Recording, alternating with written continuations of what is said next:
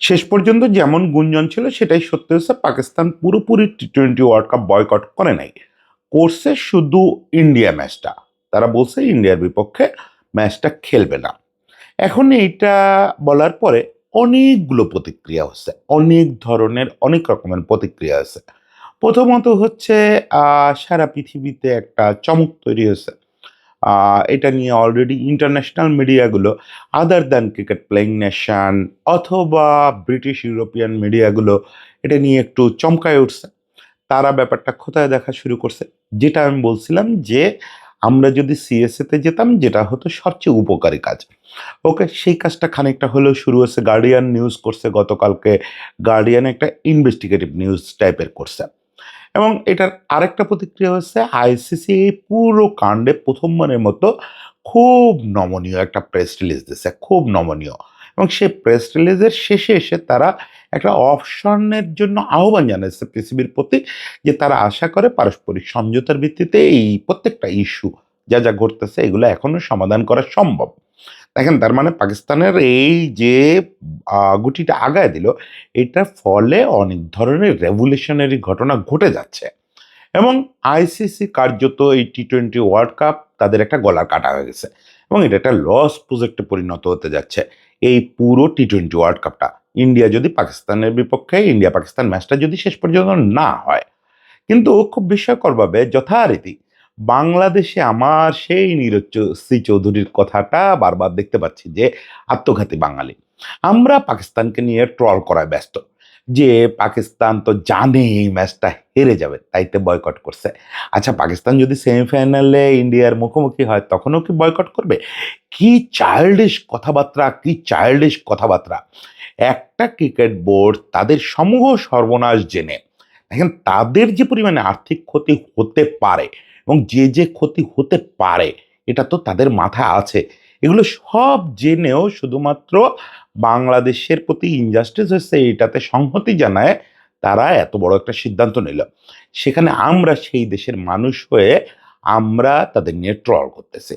যাই হোক, সেই বিষয়গুলো নিয়ে একটু কথা বলবো, এবং মেইনলি কথা বলবো যে এটার আফটার ম্যাথটা কি হতে যাচ্ছে, কি হবে এই ম্যাচটা। এখনো আমার ধারণা আবার নেগোসিয়েশন শুরু হবে, এবং আপনারা যখন কন্টেন্ট দেখতেছেন আমি মোটামুটি নিশ্চিত এখন ফোনে, ইমেইলে নানা রকম নেগোসিয়েশনের চেষ্টা করা হবে। আমি জানি না শেষ পর্যন্ত পরিণতি কি হবে, কিন্তু যদি end of the day Pakistan এই অবস্থানে শক্ত থাকে এবং ইন্ডিয়ার বিপক্ষে ম্যাচটা না খেলে, আফটার ম্যাথ কি হবে সেটা নিয়েও একটু আলোচনা করব। দেখেন, প্রথমে ওই আত্মঘাতী বাঙালির কথা বলি। বাঙালি নিয়ে একসময় খুব প্রাইড করা হতো। দুই বাংলা মিলেই তো বাংলা ছিল, যে what Bengal things today rest of India things next day. এই যে প্রাইডের জায়গাটা, এই জায়গাটা আমরা অতিক্রম করে আসছি। এই জায়গাটা ওই সুভাষচন্দ্র বসু বা সর্বোচ্চ ওই যে আমাদের স্বাধীনতা আন্দোলনের নেতাদের সময়ে এসে আমরা অতিক্রম করে আসছি। এখন আমরা একটা ট্রল প্রিয় মেধাহীন জাতিতে পরিণত হচ্ছে। ওই যে আইকিউ লেভেল যেটা প্রকাশ করে ওরকমই আসলে আমরা আসলে মানে কোনটা সিরিয়াস কথা, কোন কথায় থাকা উচিত, কোন কথায় থাকা উচিত না, এটা বুঝি না। এটা আপনি দেখবেন, এটার জন্য এই ইস্যু দরকার নেই। এই আমি পশ্চিমবঙ্গের বাঙালিদের মেধা বা তাদের ইয়ে নিয়ে কথা বলতে চাই না। সেটা বুঝতে হলে আপনি এই আমার কমেন্ট বক্স ঘুরলেই বুঝবেন। কোনো কনটেন্ট দেখে না, কনটেন্টের ভিতরে কথাবার্তা কি এটা বোঝার চেষ্টা করে না। মানে ইন্ডিয়ান গভর্নমেন্ট, ইভেন ইন্ডিয়ান বুদ্ধিজীবীরা কি বলতেছেন সেটাও তারা ফলো করে না। জাস্ট ইন্ডিয়া শব্দটা কোনো বাংলাদেশীর মুখে উচ্চারিত হয়েছে, মানে ওখানে দুটো গালি দাও। লোকটা যদি হিন্দু হয় তারে বলো যে তুই তো শালা মুসলমান হয়ে গেছিস, তো ধুতি খুলে ফেলবে দুদিন পরে। এগুলো মানে ওদের আইকিউ লেভেল আমার ধারণা এটা আলাদা করে যদি বিবেচনা করা হয় এটা একদম বা প্রিমিটিভ পর্যায়ে চলে গেছে। আমরাও তাই, আমরাও প্রিমিটিভ পর্যায়ে চলে গেছি। আমাদের এখানে আমি দেখলাম লাস্ট যখন শিক্ষকদের আন্দোলন চলতেছে তখন কয়েকজন শিক্ষক অনশনে বসছেন। তো আমাদের এখানে বেশ মানে ভালো ভালো পদে চাকরি করেন, মোটামুটি কোয়ালিটি মানুষ, তারা ওখানে ট্রল করতেছেন। আচ্ছা, ওরা সত্যি সত্যি কয়দিন না খেয়ে থাকতে পারবে? ওদের যদি এখন পেটে ব্যথা হয় ওরা কি করবে? বা কাউরে ওই অনশনরত অবস্থায় স্যালাইন পুশ করা হয়েছে। তারা জিজ্ঞেস করতেছে, "স্যালাইনে কি অনশন ভাঙে না?" মানে হাউ চাইল্ডিশ এবং হাউ মানে ফানি! এইটা আপনি কেমনে একটা প্রতিবাদ, সংহতি এই ব্যাপারগুলা না বুঝে আপনি এইসব ফানি বাট প্র্যাকটিক্যাল কোয়েশ্চেন করতেছেন। এগুলো একদমই বোঝেন না। একদমই জাতি হিসেবে আমরা এইটুকু বুঝবো না যে এই কোয়েশ্চেনটা এখানে করলে খুব হাস্যকর শোনায়। আজকে যখন পাকিস্তান ইন্ডিয়ার ম্যাচটা বয়কট করল, পাকিস্তান যদি সেমিফাইনাল বয়কট করে বা ফাইনাল বয়কটই করে, তাহলে তো তারা ওয়ার্ল্ড কাপ বয়কট করত। এটুক বোধে কুলায় না। তারা তো সেটা করে নাই। তারা কি করছে? তারা একটা নির্দিষ্ট ম্যাচ বয়কট করে আইসিসিকে একটা শাস্তির মুখে ফেলছে। আইসিসির বিলিয়ন ডলারের লস করায় দিব। যে আইসিসির এই বিলিয়ন ডলারের লসটা কেন করাবো? বাংলাদেশের প্রতি সংহতি জানানো। ওকে, তাদের মেইন পার্সপেক্টিভ অবশ্যই সীমান্ত সংঘাত, ইন্ডিয়া পাকিস্তান রিলেশন, হাত না মেলানো, নাকবি সাহেবের কাছ থেকে ইন্ডিয়ানদের ট্রফি না নেওয়া, এই সবগুলা মিলাই এটা করছে।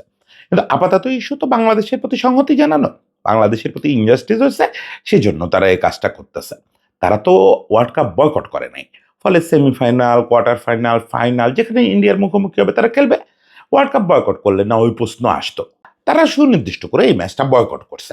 ফলে এই প্রশ্নটা তোলাই এখানে হয় ক্রিমিনাল অ্যাক্ট নতুবা নির্বুদ্ধিতার অ্যাক্ট। ওই যে ট্রল প্রিয় বাঙালি ফেসবুকে যা খুশি লিখলাম, ট্রল করলাম, এইটার সিরিয়াসনেস বুঝলাম না, এটা কি সংহতিপূর্ণ একটা আন্দোলন কিনা। মানুষ যখন প্রতীকী অনশন করে তখন কি আপনি খোঁজ নেন যে আসলে ওই লোকটা খাচ্ছে কি খাচ্ছে না? আমরা ওই অনশনটার রেসপেক্ট করি।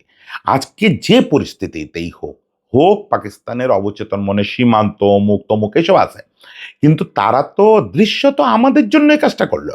এইরকম একটা ভয়াবহ কাজ করলো। ভয়াবহ কাজটা কি সেটা বলতেছি ধাপে ধাপে, যে এই কাজটার আফটারম্যাথ কি এবং পাকিস্তান নিজে কতখানি সাফার করতে পারে এটার ফলে, সেগুলো বলতেছি। কিন্তু আমরা সেই রেসপেক্টটা শো করতে পারলাম না। আমরা বেশিরভাগই এটা নিয়ে ট্রল করতেছি ফেসবুকে, এবং জ্ঞানীগুণী লোকেরা এটা করতেছেন যে দেখবো সেমিফাইনালে উঠলে বয়কট করে কিনা। কিন্তু পাকিস্তান তো ওয়ার্ল্ড কাপে কখনো ইন্ডিয়ার সঙ্গে জেতে না, ভয়তে সরে গেছে। কি ফাউল কথাবার্তা। ওকে, এবার আসি আমরা যে এই ঘটনাটার আফটারম্যাথ কি। একটা আফটারম্যাথ তো আপনারা দেখতেই পাচ্ছেন যে আইসিসি একটা বিরাট ধাক্কা খাইছে, যেটা আমি থাম্বেল লিখছি যে একদম মেরুদণ্ডে আঘাত হয়েছে এই জিনিসটা। কারণ ইন্ডিয়া পাকিস্তান ম্যাচটা, এই যে ইন্ডিয়া এবং পাকিস্তান, এবার দুই দেশকে একটু আক্রমণ করে বলি। ইন্ডিয়া এবং পাকিস্তান এরা একটা যুদ্ধ খেলা খেলে, এই দুটো দেশই। সীমান্তে এদের রাজনীতিবিদদের বা নীতি নির্ধারকদের তো কিছু যায় আসে না। সীমান্তে কিছু লোক মারা যায় মাঝে মাঝে, অমুক তমুক। এখন এই যুদ্ধ খেলাটাও ব্যয়বহুল। যুদ্ধ খেলাটাও তারা চায় না রেগুলার খেলতে। কিন্তু যুদ্ধ খেলাটা যদি না থাকে তাহলে দুদেশেরই ভোটের রাজনীতিতে এটার নেগেটিভ আসর পড়ে। মানে পাকিস্তানে লাগবে ইন্ডিয়া বিরোধিতা, ইন্ডিয়া লাগবে পাকিস্তান বিরোধিতা। এটা হলে, এবং দেখবেন যত দুই দেশে ভোটের সময় কাছায় আসে, এইটা কিন্তু খুব কাকতালীয়ভাবে দুদেশের ভোটগুলো হচ্ছে অল্প ডিউরেশনের ব্যবধানেই হয়। তত এই জাতীয় সংঘাত, এই জাতীয় ফেক উত্তেজনা এগুলো বেশি ছড়ানো হয়। তো এই সীমান্ত যুদ্ধ দিয়ে এই উত্তেজনা ছড়ানো এটা ব্যয়বহুল এবং এটা সারা বছর যায় না। তাহলে তাদের উপায় কি? দুদেশেরই উপায় হচ্ছে ফিল্ম ইন্ডাস্ট্রি, ক্রিকেট ইন্ডাস্ট্রি। ফিল্মে শাহরুখ খান, অক্ষয় এরা ওই নানা রকম কার্গিল, অমুক তমুক এসব নিয়ে সিনেমা বানাতে থাকবে, ধুরন্ধর বানাতে থাকবে। ধুরন্ধর অবশ্য মানে অক্ষয় খান্নার জন্য সত্যি ফিল্ম হয়ে গেছে। ওটা আর শুধু প্রোপাগান্ডা নাই, দুর্দান্ত ফিল্ম। ওটা ওই অর্থে মানে ঠিক পাকিস্তান বিদ্বেষী সিনেমাও আমি বলব না। যাই হোক, এরকম পাকিস্তান বিদ্বেষী সিনেমা এবং পাকিস্তানে ইন্ডিয়া বিদ্বেষী সিনেমা। কিন্তু সেগুলোর চেয়েও ইফেক্টিভ হচ্ছে একটা ভারত পাকিস্তান ম্যাচ। একটা ভারত পাকিস্তান ম্যাচ। এটাকে বিশেষত ইন্ডিয়ায় পাকিস্তানিরা এটাকে খুব একটা ক্যাশ করতে পারে না। কারণ আজকাল প্রায় তারা হেরে যায় ওই ইন্ডিয়ার বিপক্ষে। ফলে এই খেলাটায় যেটা হয়, পাকিস্তান ইন্ডিয়া ম্যাচটা এখন এদের এই যে যুদ্ধ অবস্থা, যুদ্ধংদেহী অবস্থা, এবং এটাকে একটা প্রোপাগান্ডায় পরিণত করা, এটাকে একটা আফিমে পরিণত করে ১-১৫০ কোটি মানুষকে অবশ করে ফেলা, সেটা অবশ্যই সম্ভব হয় না। তাহলে তো একেবারে সর্বাত্মক জয় হতো এই যুদ্ধবাজদের। ইন্ডিয়ার বৃহদাংশ লোক ভালোই বোঝে যে এগুলো যুদ্ধ খেলা, কিন্তু তাদেরকে অবশ করে দেওয়ার চেষ্টা করা হয়। দেখেন, এরা হচ্ছে দ্বিপাক্ষিক সিরিজ খেলবে না, একজন আরেকজনের বাড়িতে যাবে না। কিন্তু আইসিসি ইভেন্টে যত বেশি পারে মুখোমুখি হওয়ার চেষ্টা করে, যত বেশি।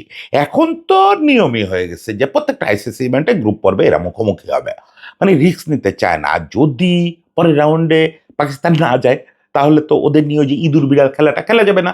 এখানে ইন্ডিয়ান পলিটিশিয়ানরা পাকিস্তানকে ইঁদুরের চরিত্রে দেখাইতে চায় যে পাকিস্তানকে আমরা ধরছি, এই দেখো ছেড়ে দিয়ে দিয়ে ধরতেছি, ছেড়ে দিয়ে দিয়ে ধরতেছি। এটা ক্রিকেটের মাধ্যমে দেখাতে চায়। এবং পাকিস্তান ইন্ডিয়ার কোটি কোটি মানুষ টিভির সামনে বসে ওই অর্গাজমে ভোগে, ওই যে আনন্দটা ওইটা পায় যে পাকিস্তানরে হারানো গেছে। এটা তাদের সীমান্তে হারানোর যে তৃপ্তি, ওই তৃপ্তিটা দেয়। এই তৃপ্তিটারে ক্যাশ করে ডিজনি হটস্টারের মতো প্রতিষ্ঠান। আমি আপনাদেরকে দু একদিনের মধ্যে একটা কন্টেন্ট, এটা অনেকদিন ধরে সাজায় রাখছি, করা হয় না, কারণ এই ইন্ডিয়া পাকিস্তান নিয়ে বেশি বেশি বলতেও ভালো লাগে না, যে আইসিসি কিভাবে বিজেপি এবং ডিজনি হটস্টারের একটা প্রতিষ্ঠান হয়ে গেছে, পুরো ইন্ডিয়ারও না। যেটা শারদা উগ্রা বলছেন যে ইন্ডিয়ান ক্রিকেট বোর্ডের শাখা, আসলে তাও না, এটা বিজেপি আর ডিজনি হটস্টার হয়ে গেছে। এখন আইসিসি যেহেতু নিয়ন্ত্রণ করে টিভি সংস্থা, টিভি সংস্থাগুলো, এই গেমটা হচ্ছে তাদের সবচেয়ে বড় বিজনেস, ইন্ডিয়া পাকিস্তান ম্যাচ। এখন পাকিস্তান সেই মেরুদণ্ডটায় আঘাত করছে। পাকিস্তান নিজেও সাফার করবে, সেটা আরো পরে বলতেছি যে পাকিস্তান কি কি সাফার করবে, পাকিস্তানের কি কি লস হবে। কিন্তু এতে আইসিসি তথা ইন্ডিয়ান ব্যাকবোনটা এক বাড়িতে ভেঙে দেওয়া হয়েছে, এক বাড়িতে। কারণ এই যে টি-20 বিশ্বকাপ একটা পাতাইছে, এই টি-20 বিশ্বকাপের মুখ্য উদ্দেশ্য হচ্ছে ইন্ডিয়া পাকিস্তান ম্যাচটা। বাকি কোনো ম্যাচে আইসিসির কিছু যায় আসে না। বাংলাদেশ এই যে চলে আসলো, সবাই মিলে বাংলাদেশকে গাড় ধাক্কা দিয়ে বের করে দিল। কেউ কথা বলতে শুনছেন? আইসিসির একটা সফট প্রেস রিলিজ দিতে শুনছেন? শোনেন নাই। আর কালকে ইংল্যান্ড চলে যাক, পরশুদিন অস্ট্রেলিয়া চলে যাক, তাও কারোর হেলদোল হবে না, টিআরপিতে ওই প্রভাবটা পড়বে না।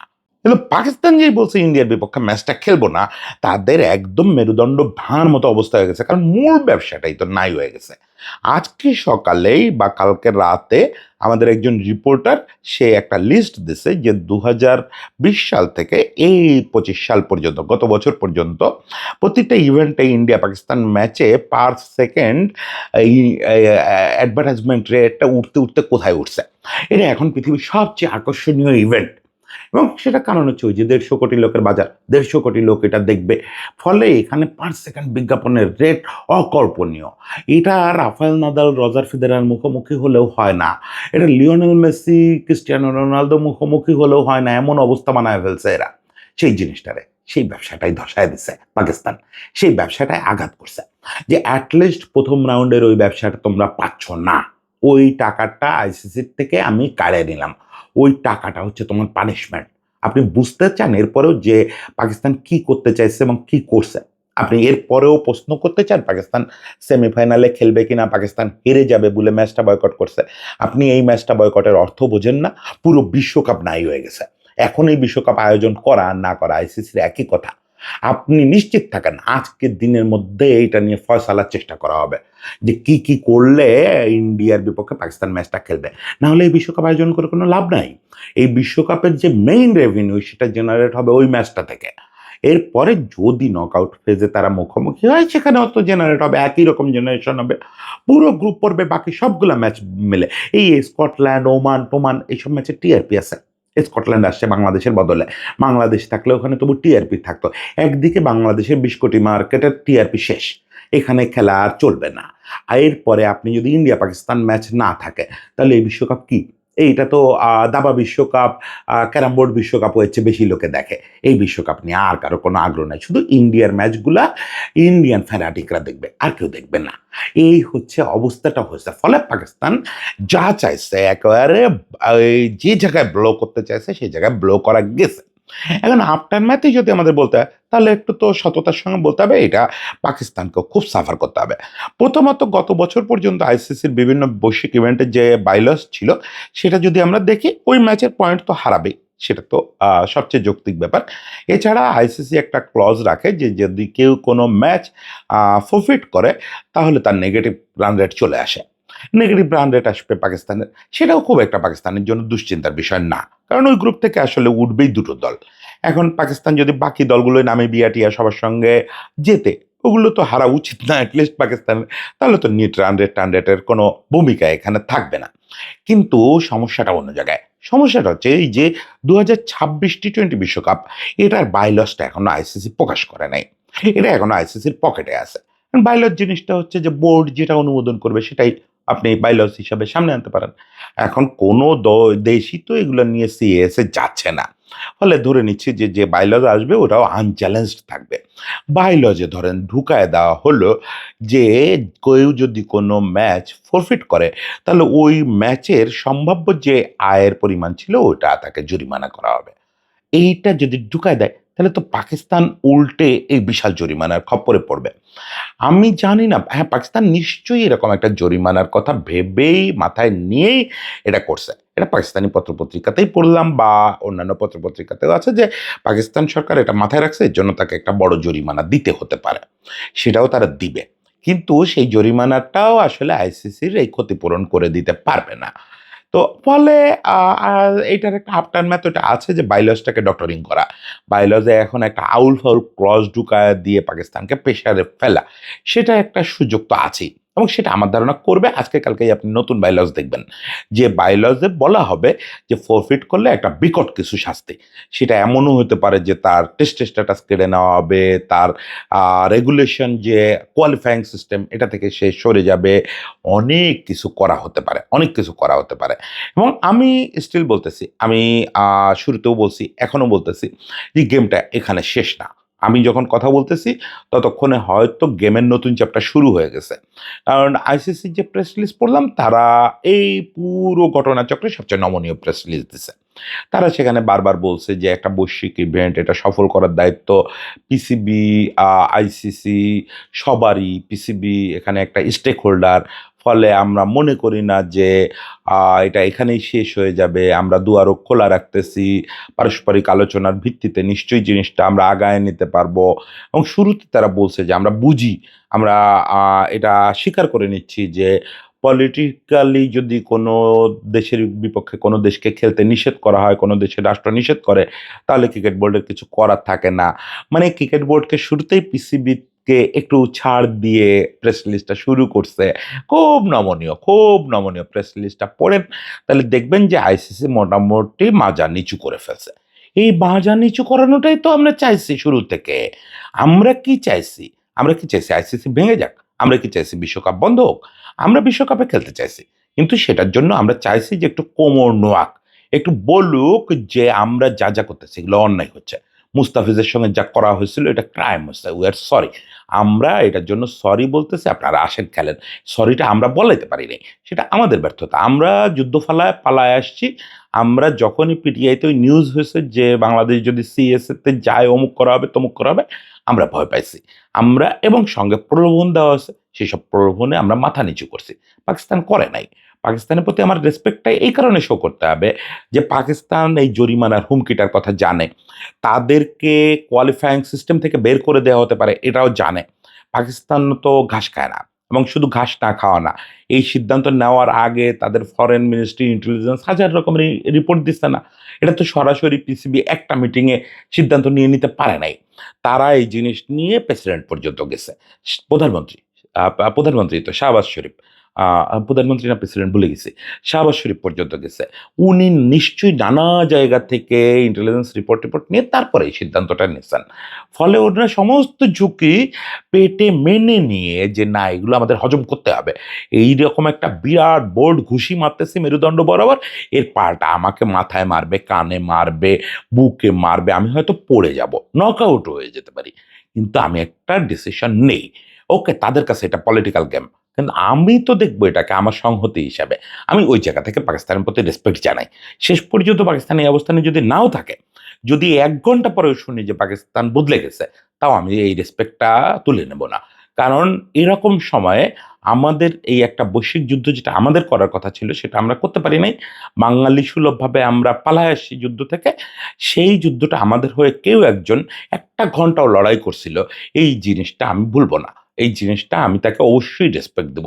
সবাই ভালো থাকবেন। সবার জন্য শুভেচ্ছা।